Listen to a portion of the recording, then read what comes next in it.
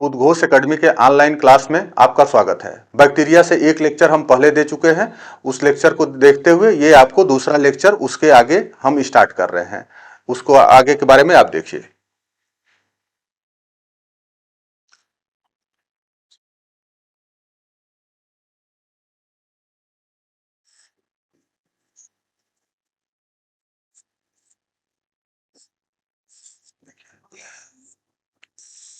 सबसे पहले आपको बैक्टीरिया के जो प्रीवियस बारे में जो इंपॉर्टेंट दो चार पॉइंट है वो हम आपको बता देते हैं। फिर उससे जो इससे पहले वाले लेक्चर पढ़ाया था उससे आगे के कुछ टॉपिक को लेकर के हम यहाँ पर आपके सामने डिस्कस करते हैं। सबसे पहले तो ये जान लीजिए बैक्टीरिया के बारे में, जैसे पहले बताया था, सबसे पहले बैक्टीरिया को देखने वाले साइंटिस्ट का नाम एंटनी वान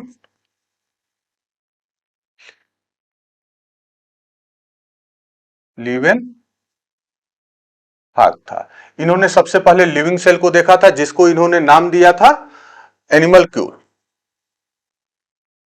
एनिमल क्यूल। इसके बाद इनके बाद आने वाले साइंटिस्ट एहरेनबर्ग थे जिन्होंने सर्वप्रथम बैक्टीरिया नाम दिया था। एहरेनबर्ग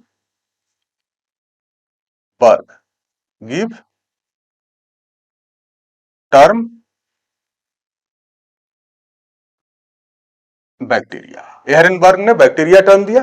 इसके बाद जो साइंटिस्ट आए थे उनका नाम था, जैसे इसी बेस पे चूंकि एंटनी वान लीवेनहॉक ने बैक्टीरिया को सबसे पहले देखा था इसीलिए उनको जो है फादर ऑफ माइक्रोबायोलॉजी के नाम से भी कहा जाता है। Father of microbiology, father of microbiology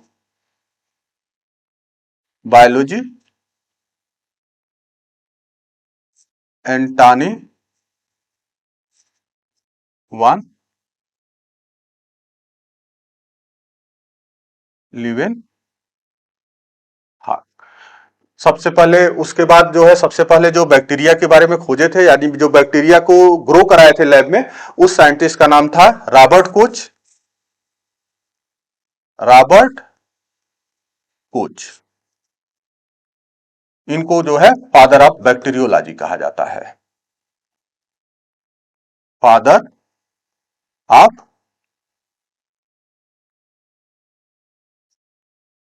bacteriology. ये सब हम आपको इंट्रोडक्शन के रूप में पहले बता चुके हैं। अब इससे आगे हमें जो पढ़ना है वो टॉपिक आप देख लीजिए। आज हम क्या क्या पढ़ेंगे। सबसे पहले हम पढ़ेंगे बैक्टीरिया के लोकोमोटरी ऑर्गन के बेस पे टाइप्स ऑफ बैक्टीरिया। लोकोमोटरी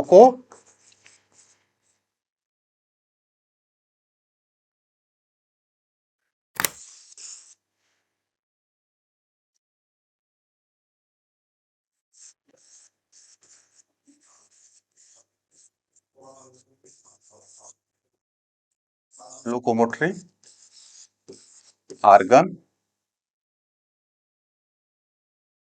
के बेस पर बैक्टीरिया, कितने टाइप्स के बैक्टीरिया होते हैं। दूसरा हम पढ़ेंगे कि जो है बैक्टीरिया के शेप एंड साइज के बारे में। Shape and size. और तीसरा हम इसी में देखेंगे कि बैक्टीरिया के जो है बैक्टीरियल का कल्चर और बैक्टीरियल की life cycle, survival.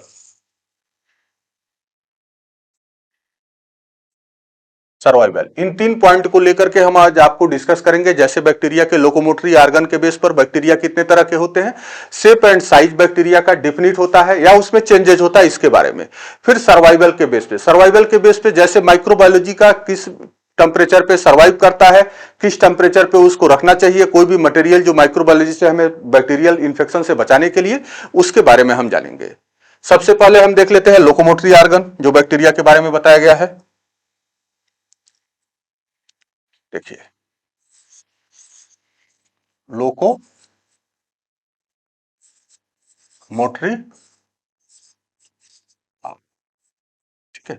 Locomotory organ bacteria में जब हम बताए थे तो इसके पहले सबसे पहले हमने जो बैक्टीरिया बनाया था तो बैक्टीरिया के ऊपर आपको हमने तीन चीजों के बारे में बताया था। एक तो बताया था उसके ऊपर जो ऊपर होता है, उस सबसे ऊपर लोकोमोटरी ऑर्गन, उसको हम कहते हैं फ्लैजिला। दूसरा हमने बताया था आपको पिलाई के बारे में, और तीसरा हमने बताया था फिमरी।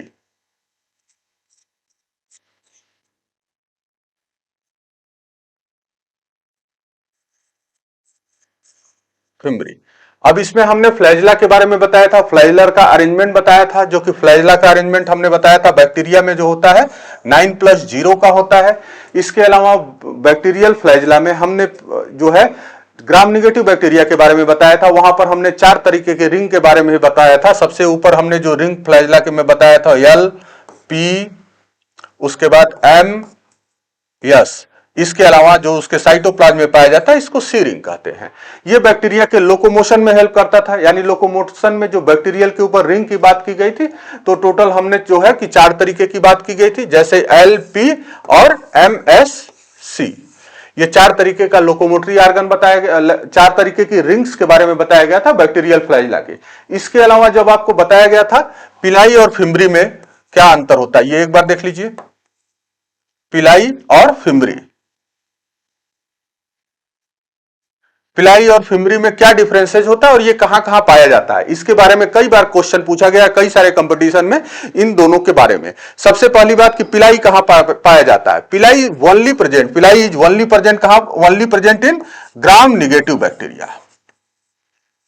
पिलाई is only present in gram negative bacteria and the number of pili is per cell is 1 to 10।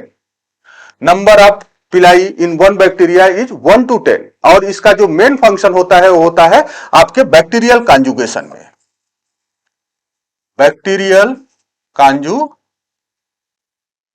में। यानी पिलाई जो पाया जाएगा उसका नंबर एक सेल पे कितना हो जाएगा, 1 से 10 होगा। ग्राम निगेटिव बैक्टीरिया में ये ज्यादातर पाए जाते हैं। और बैक्टीरियल कॉन्जुगेशन में जब हम उसके रिप्रोडक्शन के बारे में जब हम डिस्कस करेंगे तो वहां पर हम बैक्टीरियल कॉन्जुगेशन और बैक्टीरिया से रिलेटेड जितने भी उसके रिप्रोडक्टिव ऑर्गन्स होंगे या रिप्रोडक्शन कैसे होता है इसके बारे में हम वहां पर डिस्कस करेंगे। फिम्बरी नॉर्मली हम देखते हैं कि यह पाया जाता है हमारा ग्राम निगेटिव एंड पॉजिटिव बोथ।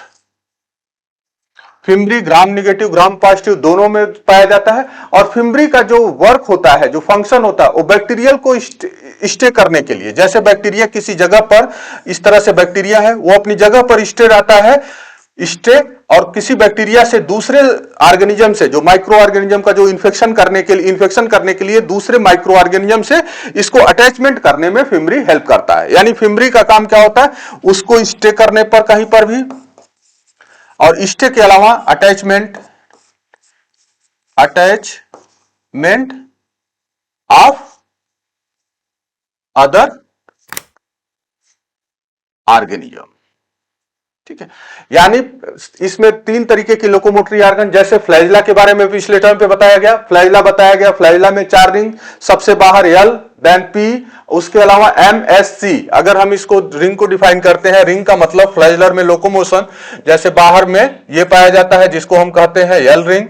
उसके बाद दूसरा हमने बताया था ये पेप्टाइडोग्लाइकान लेयर में जो होता है ये होता है पी रिंग। इसके अलावा उसके जो प्लाज्मा मेम्ब्रेन में पाया जाता है एम और एस रिंग। इसके अलावा यहां पर सी रिंग पाया जाता है जो फ्लैजिलर मूवमेंट कराने में हेल्प करता है। यानी जो बैक्टीरिया में जो लोकोमोटरी ऑर्गन के बेस पर हम देखते हैं तो उसमें 3 तरीके के अटैचमेंट या 3 तरीके के हम उसमें फिम्बरी हेयर लाइक स्ट्रक्चर हमको देखने को मिलती है। 3 तरीके के हेयर लाइक स्ट्रक्चर में सबसे बाहर जो पाया जाता है फ्लैजिला, जिसका अरेंजमेंट 9+2 होता है। और इसके बारे में हमने बताया कि इसमें एक तो इसका फिलामेंट होगा और इसके हुक्स में क्या, हुक्स में 4 रिंग पाई जाएगी, L ring, P ring, M ring और यस और ये सी। इसी बेस पर ये इसका मोशन होगा, लोकोमोटरी ऑर्गन एक जगह से लोकोमोशन के लिए। वहां पर हमने पिछले लेक्चर में ये बता भी रखा है, जो इसका लोकोमोशन होगा, लोकोमोशन में हम कहते हैं ये 2 तरीके का मूवमेंट करता है। एक तो करता है क्लॉकवाइज अपनी जगह पर स्टे रहने के लिए करता है, और दूसरा जो है काउंटर क्लॉकवाइज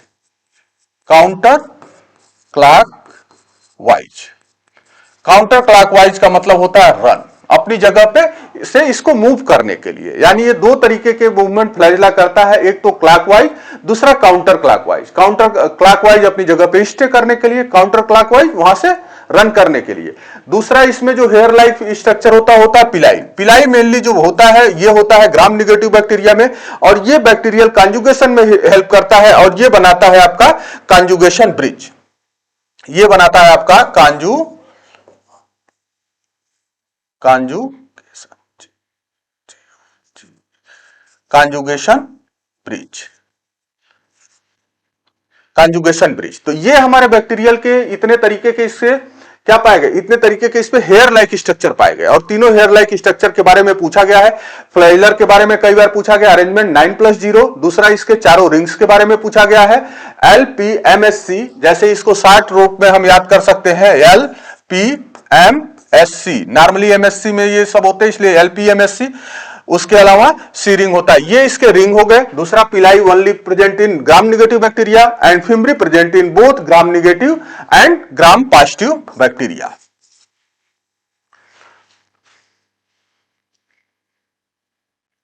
अब लोकोमोटरी ऑर्गन के बेस पे बैक्टीरिया के कितने टाइप्स होते हैं ये बताया गया है। जैसे हम किसी चीज का क्लासिफिकेशन करते हैं तो क्लासिफिकेशन में कई सारे तरीके होते हैं। यहां पर हम देखेंगे कि उसके लोकोमोटरी ऑर्गन जिसमें प्रेजेंट होगा या कितने तरह से उस बैक्टीरिया को डिफाइन किया जाता है, जिसमें लोकोमोटरी ऑर्गन जैसे जैसे डिफरेंट टाइप्स के पाए जाएंगे वैसे ही डिफरेंट बैक्टीरिया के नाम होते हैं। जैसे अगर हम किसी बैक्टीरिया का अगर हम ले लेते हैं, अगर कोई एक बैक्टीरिया है, ठीक है, इसमें किसी भी तरह का कोई लोकोमोटरी ऑर्गन नहीं पाया जाता है, तो इसको हम बोलते हैं एट्राइकस। एट्राइकस। अगर किसी बैक्टीरिया में किसी भी तरह का लोकोमोटरी ऑर्गन नहीं पाया जाता है तो ऐसे बैक्टीरिया को हम बोलते हैं एट्राइकस। इसका एग्जाम्पल के रूप में हम लिख सकते हैं यहां पास्चुरेला, पास्चुरेला। अगर किसी बैक्टीरिया में अगर सिंगल लोकोमोटरी ऑर्गन पाया जा रहा है, यानी उसमें एक ही फ्लैजिला पाया जा रहा है, वो भी उसके एक ही एंड पर, तो उसको हम लिखते हैं मोनोट्राइकस। इस तरीके से सिंगल अगर हम पाया जा रहा है फ्लैजिला, यानी ये क्या है, ये सिंगल फ्लैजिला है, यानी ये इसके सिंगल फ्लैजिला, सिंगल फ्लैजिला, तो इसको हम कहते हैं मोनोट्राइकस, मोनोट्राइकस। ठीक है, ये पाया जाता है वाइब्रियो में। वाइब्रियो, ये एक तरीके का वाइब्रियो एक तरीके का कामालाइक स्ट्रक्चर का होता है, इससे कालरा होता है। ये आपको अभी बता रहा है कि इसको शेप के बेस पे कैसे होता है। यानी एक हो गया एट्राइकस जिसमें कोई भी फ्लैजिला प्रेजेंट नहीं है, मोनोट्राइकस जिसमें सिंगल फ्लैजिला प्रेजेंट है। दूसरा, अगर हम इसी बैक्टीरिया के अगर दोनों एंड पर एक एक फ्लैजिला प्रेजेंट होता है इस तरह से, तो इसको हम बोलते हैं एम्फीट्राइकस, एम्फीट्राइकस। ठीक है, एम्फीट्राइकस नॉर्मली हम देखते हैं ये पाया जाता है नाइट्रोसोमोनास।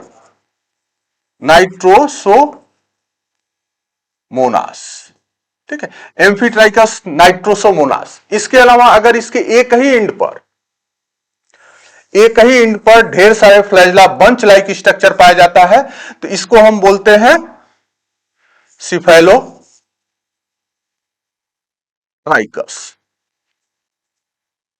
सिफाइलोट्राइकस। ये होता है हमारा, इसका एग्जांपल हम अगर करेंगे तो स्यूडोमोनास।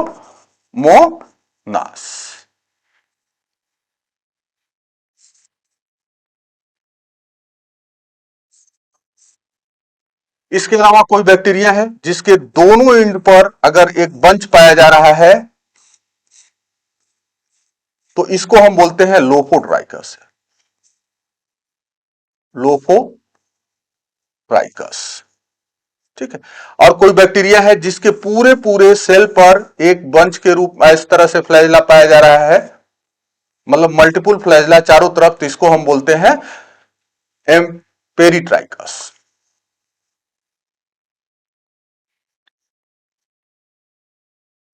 ठीक है, पेरिट्राइकस। इसका एग्जांपल हो जाता है ई कोलाई। पेरिट्राइकस का एग्जांपल हो गया ई कोलाई। लोफोट्राइकस का एग्जांपल हो जाता है spirillum.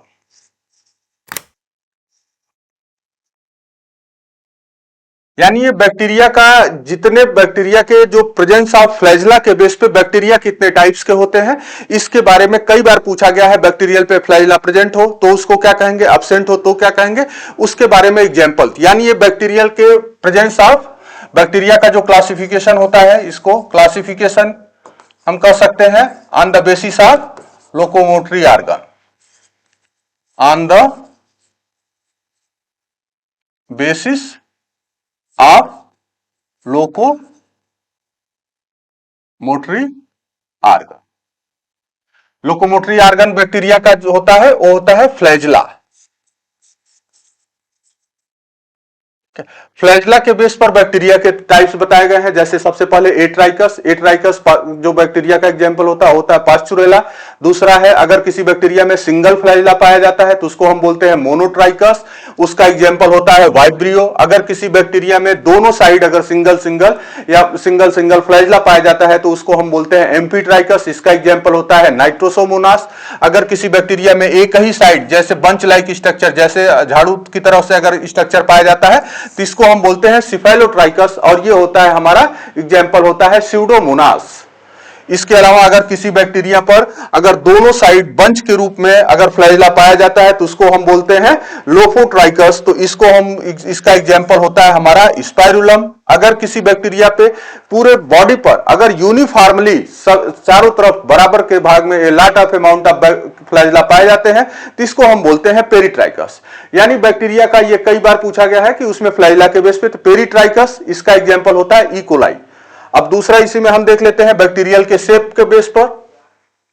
Name of the bacteria on the basis of shape. Name of bacteria on the basis of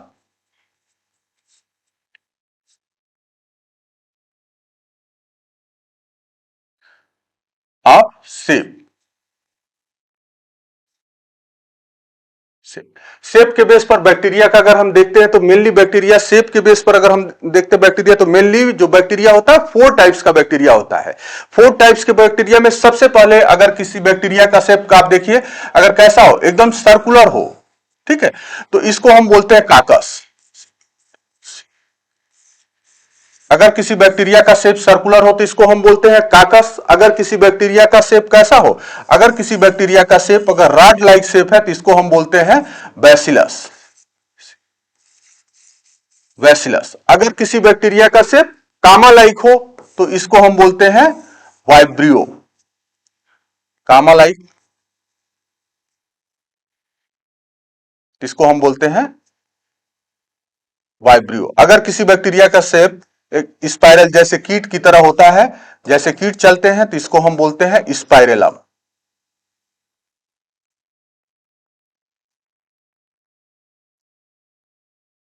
यानी बैक्टीरिया के शेप पर हम देखते हैं तो बेसिकली जो है 4 तरह के शेप के रूप में बैक्टीरिया पाया जाता है। एक होता है काकस जो स्फेरिकल शेप का, दूसरा होता है वेसिलस जो कैसा होता है, जैसे ये कैसा स्फेरिकल, स्फेरिकल, और दूसरा होता है बैसिलस जिसको हम रॉड शेप का, और तीसरा होता है वाइब्रियो जो कामा शेप का, और चौथा स्पाइरेलम।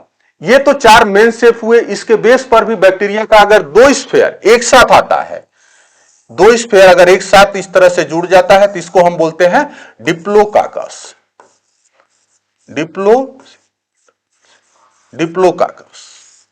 इसी तरह से अगर बैक्टीरिया का क्या हो जाए, 2 से ज्यादा अगर एक लाइन में इस तरीके से कई तरह के बैक्टीरिया अगर सिंगल लाइन में जुड़ जाते हैं तो इसको हम बोलते हैं स्ट्रेप्टोकाकस। स्ट्रेप्टोकाकस। अगर 4 बैक्टीरिया एक साथ आते हैं तो इसको हम बोलते हैं टेट्राएड।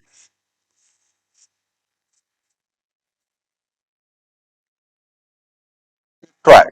यहीं पर क्या होता, अगर बैक्टीरिया का ये जो नंबर है 4 से अधिक, यानी 8 से लेके 64 के बीच में होता है तो इसको हम बोलते हैं सार्सिनी। यानी बैक्टीरिया का नंबर जो है 8 से लेकर के 64 तक, यानी 8 to 64 होता है तो इसको हम बोलते हैं सार्सिनी। CINAE, सार्सिनी। यानी बैक्टीरिया में हम जो काकस बैक्टीरिया स्फेरिकल सिंगल है तो उसको हम बोलेंगे स्फेरिकल को हम बोलेंगे काकस। अगर 2 स्फेयर साथ में जुड़ा है तो हम उसको बोलेंगे डिप्लोकाकस। अगर एक लाइन में बैक्टीरिया एक सीरीज में जुड़ा है तो उसको हम बोलते हैं स्ट्रेप्टोकाकस। अगर 4 बैक्टीरिया एक साथ जुड़े हुए हैं तो उसको हम बोलते हैं टेट्राएड। अगर बैक्टीरिया का नंबर 8 to 64 होता है तो उसको हम बोलते हैं सार्सिनी। इसके अलावा अगर बैक्टीरिया का शेप कैसा हो जाए, बैक्टीरिया का अगर lot of bacteria like grapes like structure, जैसे ग्रेप्स आप देखते हैं गुच्छों में होता है, अगर उस तरीके से गुच्छों में अगर बैक्टीरिया का ऐसे शेप दिखे जैसे ग्रेप्स की तरह तो इसको हम बोलते हैं स्टेफाइलोकाकस।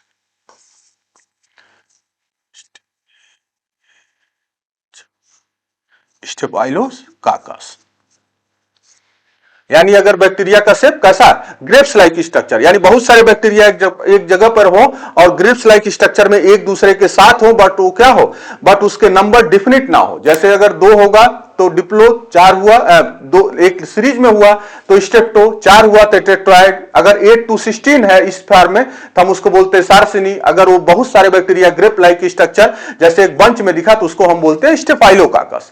इसके अलावा बैसिलस में भी सिंगल है तो बैसिलस, अगर 2 रॉड से बैक्टीरिया एक साथ आकर के जुड़ जाते हैं तो इसको हम बोलते हैं डिप्लो बैसिलस।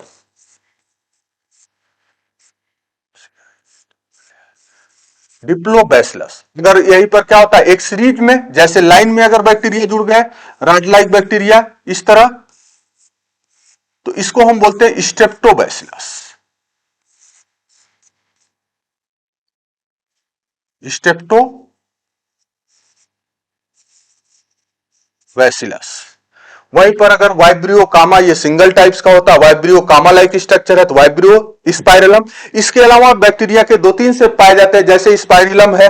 इसी तरीके से अगर बैक्टीरिया इस तरह से, जैसे आप देखते हैं केचुआ जमीन पर रेखता है, इस तरीके से अगर पाए गए तो इसको हम बोलते हैं स्पाइरोकीट। स्पाइरोकीट। और अगर कुछ बैक्टीरिया ऐसे होते हैं जो स्टार शेप्ड में पाए जाते हैं तो इनको हम बोलते हैं स्टार बैक्टीरिया।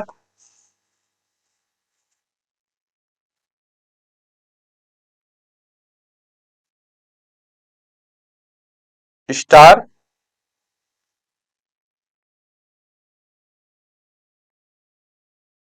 Star bacteria.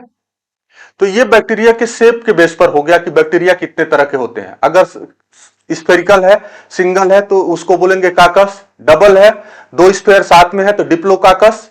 2 से ज्यादा है, 4 है या 8 है, 12 है, एक लाइन एक सीरीज में है तो उसको हम बोलते हैं स्ट्रेप्टोकाकस। स्ट्रेप्टोकाकस। अगर 4 बैक्टीरिया एक साथ है स्पेरिकल तो उसको हम बोलते हैं टेट्राइड। अगर 8 to 64 बैक्टीरिया एक साथ है तो उसको हम बोलते हैं सार्सिनी। इसके अलावा रॉड शेप्ड बैक्टीरिया है तो उसको हम बोलते हैं बैसिलस। अगर 2 रॉड शेप्ड बैक्टीरिया एक साथ है तो इसको हम बोलेंगे डिप्लोबैसिलस। 2 से ज्यादा है तो स्ट्रेप्टोबैसिलस। स्ट्रेप्टोबैसिलस। और अगर यहीं पर क्या होता है, अगर कामा शेप्ड बैक्टीरिया है तो उसको हम बोलते हैं वाइब्रियो स्पाइरलम, स्पाइरोकीट की तरह बैक्टीरिया हो। स्पाइरोकीट अगर ये कीट लाइक बैक्टीरिया है। इसके अलावा स्टार शेप और कहीं कहीं पर ये स्क्वायर शेप में भी पाया जाता है। Square shape, square shape. ये बैक्टीरिया के टाइप्स। अभी जो हमने आपको बैक्टीरिया के बताए 2 तरीके का टाइप्स बताया। एक बताया फ्लैजला के बेस पर, तो उसमें फ्लैजला के प्रेजेंस सब्सटेंस के बेस पर एक फ्लैजला है, मल्टीपल फ्लैजला। दूसरा ये हम आपको बता रहे हैं बैक्टीरिया के शेप के बेस पर। अब इसमें हम जो एक और टॉपिक डिस्कस कर लेते हैं, वो टॉपिक हमारा है कि on the basis of bacteria का किस टेम्परेचर पे बैक्टीरिया के ग्रोथ को रोका जाता है और किस टेम्परेचर पे बैक्टीरिया का ग्रोथ मैक्सिमम होता है और किस टेम्परेचर पे बैक्टीरिया का ग्रोथ पूरी तरह से रुक जाता है और कहां पे स्लो होता है। इसको डिफरेंट साइंटिस्टों के बेस पर भी इसको नाम दिया गया है। और डिफरेंट जो फूड मटेरियल होते हैं जिसको हम अपने घरों में रखते हैं या कुछ चीजों को जो है लो टेम्परेचर पे रखा जाता है तो उसको हम क्या कहते हैं, ये हम यहां पर डिस्कस कर लेते हैं। जैसे हम थर्मामीटर एक ले लेते हैं, जैसे एक हमने यहां पर आपके सामने एक ले लेते हैं थर्मामीटर।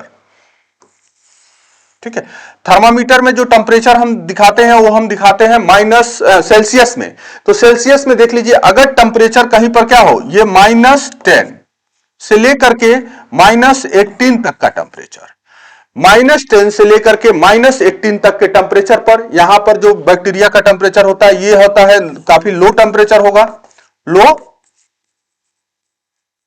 टेम्परेचर। इस टेम्परेचर पर बैक्टीरिया का ग्रोथ पूरी तरह से रुक जाएगा, यानी बैक्टीरियल ग्रोथ, बैक्टीरिया का जो मेटाबॉलिकली क्या हो जाएगा, जो metabolic activity, metabolic activity stop. Metabolic उसका भी जो भी उसके अंदर मेटाबॉलिक एक्टिविटी है वो स्टॉप हो जाएगा। और इस तरह से -10 से लेकर के -18 डिग्री पे बैक्टीरिया को हम सेवरल मंथ तक रख सकते हैं, सेवरल मंथ। अगर हम कोई भी फूड मटेरियल जिसमें हम ये सोचे कि इसमें बैक्टीरियल ग्रोथ ना हो, तो उसको हम क्या कर दें, उसको -10 से लेकर के -80 डिग्री सेल्सियस पर अगर हम उसको रख देते हैं, तो ये क्या होता है, यहां पर बैक्टीरियल ग्रोथ पूरी तरह रुक जाता है, यानी मेटाबॉलिकली इनएक्टिव हो जाता है, और उसको हम सेवरल मंथ तक रख सकते हैं। इसके अलावा हम जो दूसरा टेम्परेचर जो हम अपने फ्रिज में देखते हैं, मेनली हम देखते हैं 5 से लेकर के 15, यहां पर होता है लो टेम्परेचर। अब लो टेम्परेचर पे यहां पर क्या हो जाता है, यहां पे भी बैक्टीरिया जो है मेटाबॉलिकली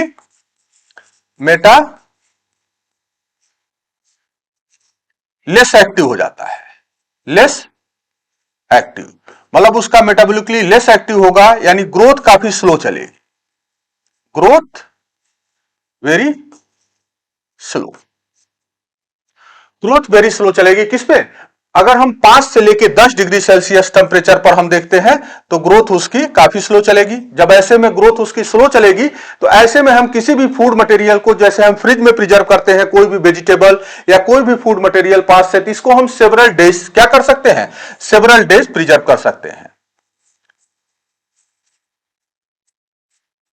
सेवरल डेज। इसके अलावा देखिए, अब इसके आगे जो बता रहे हैं हम, यहां पर जो टेम्परेचर होता है 20 से लेकर के 40, 20 से लेकर 40, ये बैक्टीरिया के ग्रोथ के लिए, बैक्टीरियल ग्रोथ के लिए, इसको हम कह सकते हैं बैक्टीरियल ग्रोथ के लिए फेवरेबल टेम्परेचर, फेवरेबल टेम्परेचर, यानी 20 डिग्री से लेकर के और 40 डिग्री सेल्सियस तक जो बैक्टीरिया का ग्रोथ होता है वो होता है मैक्सिमम ग्रोथ, मैक्सिमम। यहां पर बैक्टीरिया हाईली मेटाबॉलिकली एक्टिव होगा 20 से लेकर 40 तक।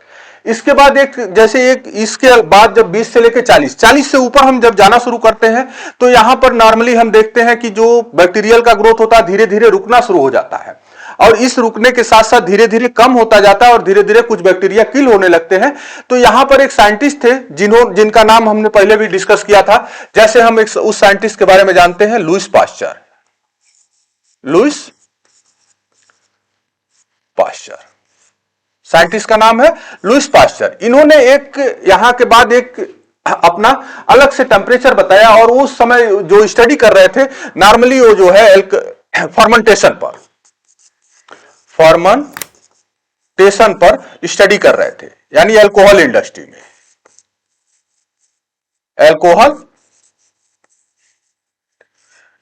अल्कोहल इंडस्ट्री में। वहां पर उन्होंने बताया था कि बैक्टीरिया के स्पोर फार्मिंग बैक्टीरिया को किस टेम्परेचर पर, अगर हम किसी सबस्टेंस को या कोई भी हमारे पास फूड मटेरियल है उसको किस टेम्परेचर पर हम अगर उसको रख दें, तो वहां पर जो नॉन स्पोर फार्मिंग बैक्टीरिया होते हैं वो क्या हो जाते हैं, डेड हो जाते हैं। तो नॉन स्पोर फार्मिंग बैक्टीरिया जिसपे डेड हो जाते हैं उस टेम्परेचर को हम बोलते हैं पाश्चराइजेशन, और उस पाश्चराइजेशन को देने का काम किए थे लुईस पाश्चर। पाश्चराइजेशन का टेम्परेचर देखिए क्या होता है, एक तो इसका होता है 68 डिग्री सेल्सियस। 68 डिग्री सेल्सियस पर अगर किसी भी फूड सबस्टेंस को हम 30 मिनट तक रखें, तो उसमें क्या होता है, उसमें नॉन स्पोर फार्मिंग बैक्टीरिया हो जाता है। इसके अलावा इसी टेम्परेचर को हम क्या करते हैं, 71.8 डिग्री सेल्सियस पर अगर हम उसको 15 सेकेंड रखते हैं, दोनों टेम्परेचर पे क्या होता है, दोनों टेम्परेचर पे non spore farming bacteria kill हो जाता है, बैक्टीरिया किल। ये जो टेम्परेचर होता है 68 degree Celsius and 71.8 degree Celsius, ये दोनों टेम्परेचर को हम बोलते हैं, इस दोनों टेम्परेचर पे हम हीट करने के प्रोसेस को हम बोलते हैं पाश्चराइजेशन।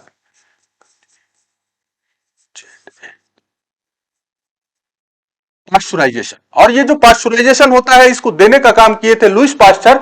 और आज के टाइम में जितना भी हम मिल्क इंडस्ट्री देखते हैं, जो भी मिल्क इंडस्ट्री, आप जैसे आपके घर में जो भी मिल्क आता है आप उसके पैकेट पर देखिए, तो मिल्क को जनरली क्या किया जाता है, मिल्क को जनरली एक टेम्परेचर तक हीट करके फिर हाई तेजी से उसको कूल कर लिया जाता है। ये वही टेम्परेचर होता है जिस टेम्परेचर पे हीट करके उसको फिर तुरंत क्या कर लिया जाएगा, कूल कर लिया जाएगा। जिससे क्या होता है, जो मिल्क का ड्यूरेशन होता है, जो उसके खराब होने का जो ड्यूरेशन है, यानी उसमें जो बैक्टीरियल ग्रोथ का ड्यूरेशन है, वो क्या होता है, मिल्क की ड्यूरेबिलिटी बढ़ा दी जाती है। उस टेम्परेचर को हम बोलते हैं पाश्चराइजेशन।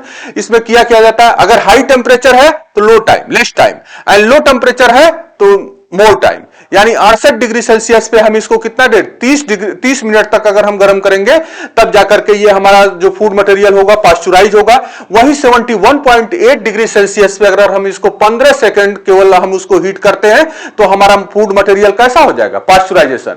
ये दरअसल लुईस पाश्चर ने बनाया था अल्कोहल इंडस्ट्री के लिए, लेकिन प्रेजेंट टाइम में ये सबसे ज्यादा जो इंडिया या ऐसे जो डेवलपिंग कंट्री है वहां पर यूज होता है, तो मिल्क के प्रोडक्शन में या मिल्क के सप्लाई में। कि मिल्क को अगर मान लीजिए तुरंत मिल्क को कहीं से सप्लाई किया नहीं जा सकता, हम यहां पर आपको बता रहे हैं 20 डिग्री से 40 डिग्री सेल्सियस पर क्या है, बैक्टीरियल के ग्रोथ का फेवरेबल टेम्परेचर है, या उसके इस टेम्परेचर पर बैक्टीरिया सबसे तेजी से ग्रो करेगा। अगर बैक्टीरियल के मिल्क को हम सप्लाई करेंगे, अगर टेम्परेचर ये रहा, अगर हम उसको पाश्चराइज नहीं किए तो मिल्क क्या हो जाएगा, हमारा मिल्क बहुत जल्दी खराब हो जाएगा। आप देखते हैं जो पैकेट फार्मिंग, जितना भी पैकेट फूड होता है उसको या तो कोल्ड करके रखा जाता है या हीट करके रखा जाता है। तो कोल्ड करने के पीछे उसमें जो कोल्ड करके टेम्परेचर को रखा जाता है, तो सभी फूड मटेरियल को लगभग पाश्चराइज किया जाता है। इसके अलावा जो इससे ऊपर का टेम्परेचर है जो होता है 126 डिग्री सेल्सियस, 126 डिग्री सेल्सियस पर हम करते हैं स्टेरलाइजेशन। स्टेरलाइजेशन यानी 126 डिग्री सेल्सियस पर किसी भी फूड मटेरियल को हम स्टेरलाइज करते हैं। अब इस पे स्टेरलाइज करने का मतलब होता है 126 डिग्री सेल्सियस हम कितने देर, लगभग 12 से लेकर के जो है 20 मिनट तक, 12 से लेकर के 20 मिनट तक ये प्रॉक्स है। ये 12 से लेकर के 18 या 19 हो सकता है। 12 से लेकर 20 मिनट तक अगर हम किसी फूड मटेरियल को 126 डिग्री पर हीट करें और इस पे हम जो प्रेशर रखें 15 एलबीएस का प्रेशर रखें, तो उसमें जितने भी तरह का कोई भी लिविंग ऑर्गेनिज्म होगा, सारे के सारे लिविंग ऑर्गेनिज्म क्या हो जाएंगे, डेड हो जाएंगे। तो सभी के सभी लिविंग ऑर्गेनिज्म को डेड करने के प्रोसेस को हम बोलते हैं स्टेरलाइजेशन। यानी यहां पर 12 से लेकर इतने डिग्री सेल्सियस पर क्या होता है, ऑल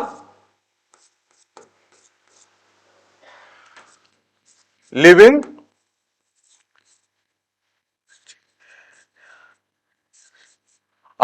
ऑर्गेनिज्म किल। यानी यहां पर हम जो बैक्टीरियल के बात कर रहे हैं, यहां पर हमने आपको बताया कि बैक्टीरियल के ग्रोथ को किसी भी फूड मटेरियल से बैक्टीरिया से कैसे बचाया जा सकता है।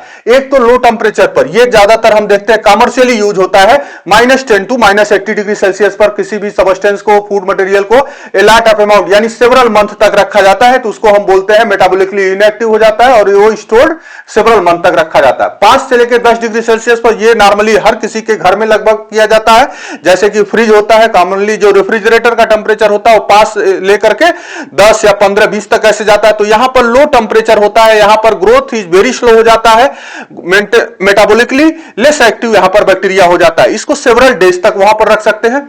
और बैक्टीरिया के जो ग्रोथ का सबसे फेवरेबल टेम्परेचर हम कहेंगे, सबसे फेवरेबल टेम्परेचर बैक्टीरियल ग्रोथ के लिए जो है 20 डिग्री से लेकर के 40 डिग्री सेल्सियस तक है। 20 से लेकर 40 डिग्री सेल्सियस तक बैक्टीरियल के ग्रोथ का फेवरेबल टेम्परेचर है। जैसे इससे ऊपर जाते हैं तो हम देखते हैं 68 डिग्री सेल्सियस पर अगर बैक्टीरिया, अगर किसी भी फूड सबस्टेंस को हम 30 मिनट तक अगर हीट कर दें, या 71.8 डिग्री सेल्सियस पर अगर हम 15 सेकंड अगर किसी फूड मटेरियल को हीट कर दे, देन कूल कर ले, तो इसको हम बोलते हैं पाश्चराइजेशन। और पाश्चराइजेशन का जो थ्योरी दिया था लुईस पाश्चर ने दिया था, 126 डिग्री सेल्सियस पर अगर हम 12 से 20 मिनट तक कंटिन्यूअस 15 एलबीएस प्रेशर पे, अगर हम 15 एलबीएस प्रेशर पे अगर हम कंटिन्यूअस हीट करते हैं, तो यहां पर हमारा किसी भी तरीके का उसमें लिविंग ऑर्गेनिज्म जो है क्या हो जाएगा, नहीं बचेगा, सभी के सभी लिविंग ऑर्गेनिज्म किल कर जाएंगे। ये जो बैक्टीरिया का जो ग्रोथ का चार्ट बताया जाता है, इसी बेस पे एंजाइम का होता है। जैसे अगर हम ह्यूमन बॉडी या एंजाइम की बात करते हैं तो वहां पर भी यही होता है। अगर -10 से अगर यहां पर क्या होता है 10 डिग्री से लेकर के और 0 डिग्री तक कहीं पर भी एंजाइमेटिक एक्टिविटी काफी स्लो होती है। और हम देखते हैं 20 से लेकर 40 तक एंजाइमेटिक एक्टिविटी सबसे ज्यादा होती है। इस पे एंजाइमेटिक एक्टिविटी का मतलब जो रूम टेम्परेचर हम लोग मॉडरेट करते हैं वो लगभग हम लोग रूम टेम्परेचर कितना करते हैं 25 डिग्री सेल्सियस। इसीलिए 25 डिग्री सेल्सियस पर चूंकि हमारे अंदर भी जो भी एंजाइम है सारे के सारे मोस्टली एक्टिव होते हैं और सब के सब प्रॉपर फंक्शन करते हैं। जैसे 40 से ऊपर जाना शुरू कर देते हैं तो जो एंजाइम होता है वो होने लगता है डीनेचर्ड। और जैसे ही ऊपर जाते हैं तो पूरा एंजाइम क्या हो जाता है डीनेचर्ड हो जाता है। तो इसी बेस पे बैक्टीरिया का ये आपको क्लासिफिकेशन के बैक्टीरियल ग्रोथ के बारे में बताया गया और उससे फूड मटेरियल को कैसे बचा सकता है। धन्यवाद। बाकी इससे आगे का आप इससे पहले का देखना होगा पहले वाले वीडियो में, इससे आगे का हम नेक्स्ट वीडियो बैक्टीरियल के न्यूट्रिशन और बैक्टीरियल के रिप्रोडक्शन के बारे में बताएंगे।